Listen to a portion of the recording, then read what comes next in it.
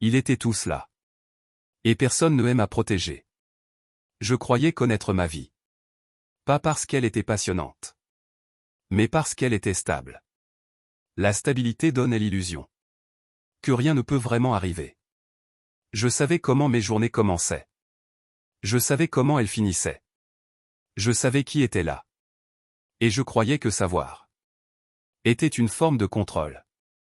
Je croyais surtout connaître les gens qui m'entouraient. Des visages que je voyais souvent. Des voix que je reconnaissais sans effort. Des présences que je ne questionnais plus. Je pensais que la répétition créait la confiance. Je me trompais.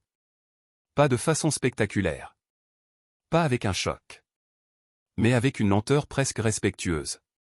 Comme si la réalité prenait soin de ne pas me brusquer. Nous étions un groupe. Un cercle qui se retrouvait sans vraiment se donner rendez-vous. Toujours les mêmes lieux. Les mêmes tables. Les mêmes chaises. Les mêmes discussions qui recommencent. Comme si elles n'avaient jamais vraiment fini. Rien n'était dangereux. Rien n'était instable. Elle était là. Tout le temps. Parfois à côté de moi. Parfois un peu plus loin. Mais toujours dans le champ. Elle connaissait les gens. Les habitudes. Les codes. Elle savait quand parler. Quand se taire. Quand rire. Mes amis la connaissaient aussi. Son prénom. Sa façon de sourire. Sa manière de regarder les autres dans les yeux. Elle n'était pas une étrangère. Elle était déjà du décor. Je regardais tout ça. Avec une sorte de calme intérieur. Je me disais. C'est ça une vie qui tient. Je n'ai jamais pense qu'on pouvait se perdre. Sans partir. Je pensais que la trahison était toujours un mouvement. Un départ. Une rupture. Une action claire. Je ne savais pas encore qu'elle pouvait être immobile. Qu'elle pouvait se produire. Sans bruit. Je n'ai pas vu les premiers signes. Ou plutôt. Je les ai vus. Mais je les ai rangés ailleurs. Un regard qui dure une seconde de trop. Puis une autre fois. Puis encore. Un silence qui s'installe. Pendant que les autres parlent. Une phrase qu'on ne termine pas. Parce que quelqu'un d'autre comprend déjà. Je mettais ça sur le compte. De l'ambiance. Du hasard. De la fatigue collective. Je me disais. Tu interprètes. Tu dramatises. Tu cherches des problèmes. Je voulais être cet homme calme. Celui qui ne fait pas des histoires. Celui qui fait confiance. Je croyais que le doute était un manque de maturité. Je confondais force et renoncement. Il y avait cet ami. Toujours présent. Il ne prenait pas trop de place. Il ne s'imposait jamais. Il savait quand intervenir. Quand écouter. Quand sourire. Il donnait l'impression d'être exactement à sa place. Tout le monde se sentait à l'aise avec lui. Moi aussi. Je n'ai jamais ressenti le besoin de surveiller. Il faisait partie du décor. Et le décor ne suscite pas la méfiance. On ne se méfie pas de ce qui est là depuis longtemps. Avec le temps, quelque chose change. Pas autour de moi. En moi. Je n'étais plus exactement là où je pensais être. Je n'étais pas exclu. Mais je n'étais plus central. Je devenais celui qui écoute plus qu'il ne parle. Celui qui arrive au milieu d'une conversation. Celui qui comprend après les autres. Je souriais quand il fallait sourire. Je riais quand il fallait rire. Mais je sentais que ça ne venait plus naturellement.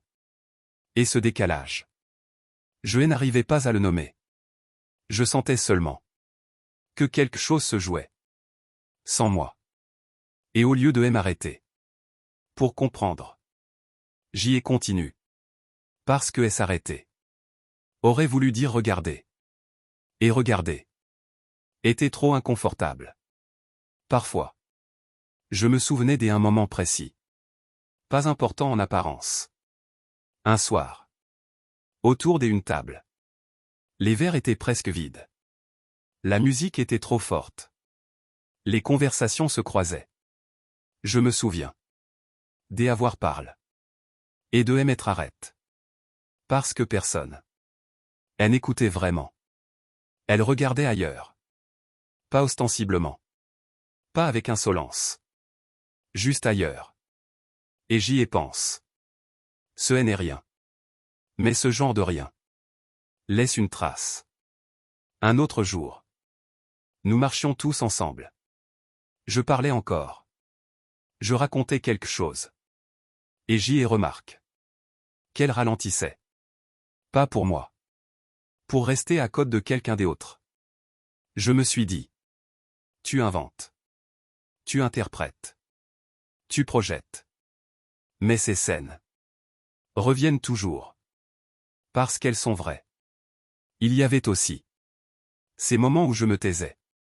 Pas parce que je n'avais rien à dire. Mais parce que je sentais que ma voix, elle n'était plus attendue. Alors j'y observais. Je regardais les gestes. Les regards. Les silences. Je regardais comment les gens se plaçaient. Qui se rapprochait. Qui s'éloignait. Je commençais à comprendre. Sans vouloir comprendre. Et chaque fois, je choisissais de ne pas m'arrêter. Parce que m'arrêter aurait voulu dire admettre. Et admettre aurait changé quelque chose. Alors je continuais. Comme si continuer pouvait encore sauver quelque chose. Et quand tu ne peux pas expliquer ce que tu ressens, tu commences à douter de toi. Pas tout de suite. Pas consciemment. Dès à bord. Tu relativises. Tu te dis que c'est toi qui change. Que tu es plus sensible. Plus fatigue. Tu te dis que les autres, elles n'ont rien fait. Que rien n'est clair. Que rien n'éprouve. Alors tu choisis la version la plus confortable.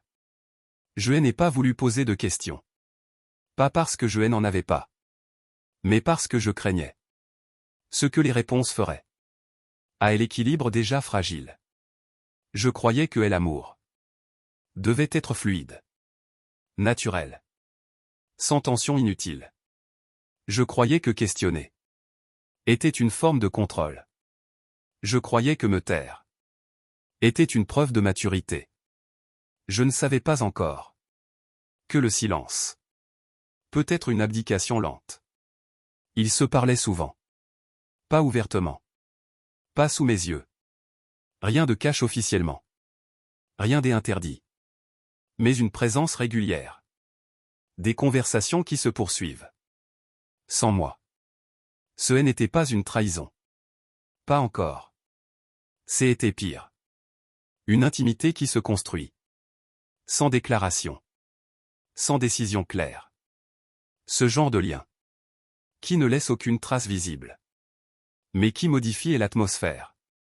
Je le sentais. Dans les details. Dans la façon dont elle revenait. Après avoir parlé avec lui.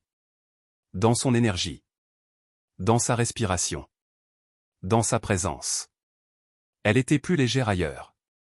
Plus vive. Moins ferme. Avec moi. Elle devenait prudente.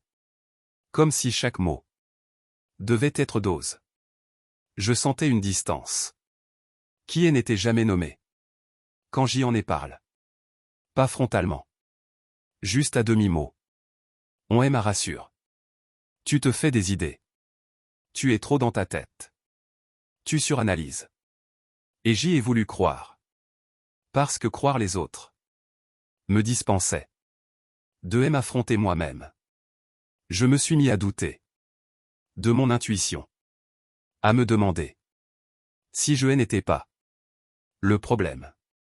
C'est la chose la plus dangereuse que tu puisses faire. Parce que quand tu doutes de ta perception, tu laisses les autres définir la réalité. Ils savaient. Pas tous. Pas clairement. Mais suffisamment. Suffisamment pour ressentir. Un malaise diffus. Un inconfort discret. Qui est n'est jamais nomme. Et pourtant. Personne n'en parle. Parce que ce n'était pas officiel. Parce que ce n'était pas assume. Parce que ce n'était pas leur histoire. La neutralité confortable. Cette façon élégante. De ne rien faire. De ne pas prendre position. De laisser glisser. Je continuais à être là. Physiquement. Mais mentalement. Je commençais à m'effacer. Je parlais moins. J'y observais plus. Je calculais chaque phrase. Chaque réaction. Je devenais spectateur. De ma propre relation. Et ce glissement ne faisait pas de bruit. Il se produisait. Dans les silences. Dans les non-dits. Dans les moments où j'y aurais dû parler. Et où je me suis tu. Je pensais que le temps arrangerait les choses. Je ne voyais pas que le temps les organisait autrement. Quand elle s'est éloignée. Ce n'était pas une rupture claire. Il n'y a pas eu de scène. Pas de cri. Pas d'accusations. Juste une distance. Qui s'est installée.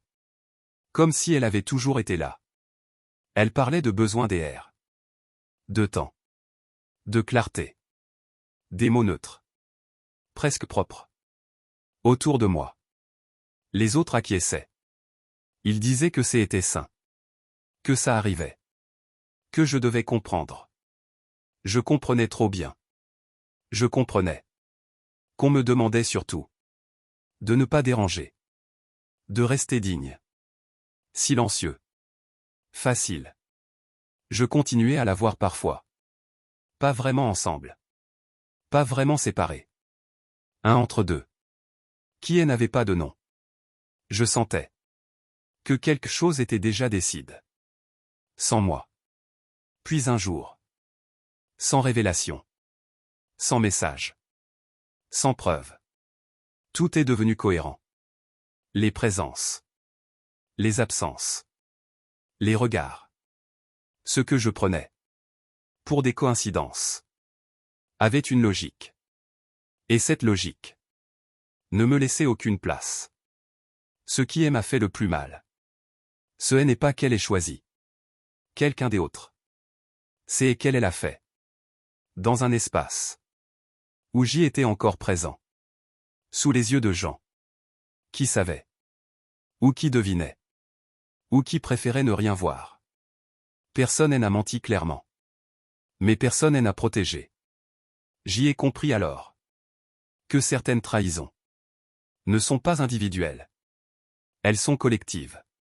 Elles existent parce que le silence les autorise. J'y ai perdu une relation. Mais j'y ai aussi perdu une idée.